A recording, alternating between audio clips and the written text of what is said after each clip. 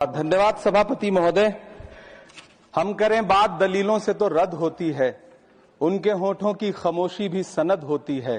कुछ न कहने से भी छिन जाता है एजाज़े सुखन, जुल्म सहने से भी जालिम की मदद होती है।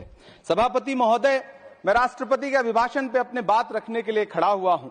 उस दिन देश की संसद के गलियारों में सरकार की तारीफ करती हुई महामहिम की आवाज गूंज रही थी, तो उधर मेरे कानों में हसदेव के जंगलों में आदिवासियों को जिंदगी देने वाले पेड़ों पर चलती हुई कुल्हाड़ी की आवाज गूंज रही थी।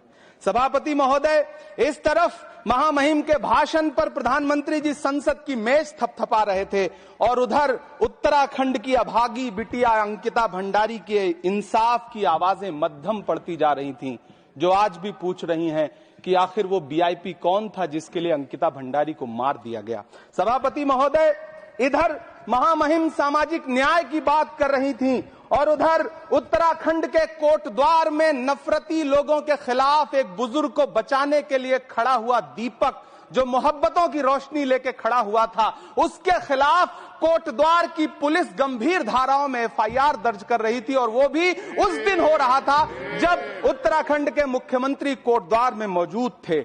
ये नया भारत है जहां दंगाइयों के खिलाफ एफआईआर नहीं होते बल्कि अमन और मोहब्बत की बात करने वालों के खिलाफ एफआईआर दर्ज होता है। यह नया भारत है जहां असम का चीफ मिनिस्टर खुलेआम संवैधानिक प्रोटोकॉल तोड़कर कहता है कि मुसलमानों को इतना टॉर्चर करो कि वो राज्य छोड़ने पर मजबूर हो जाएं। वो कहता है कि अगर कोई मियां रिक्शा वाला 5 रुपए मांगो तो उसे 4 रुपए दो ताकि वो परेशान हो सके। ये नया भारत है जहां बरेली में खाली घर में नमाज पढ़ने पर पुलिस मुकदमा दर्ज करती है। ये नया भारत है जहां क्रिसमस की तैयारी करते हुए ईसाइयों पर सरकार मुकदमा दर्ज करती है।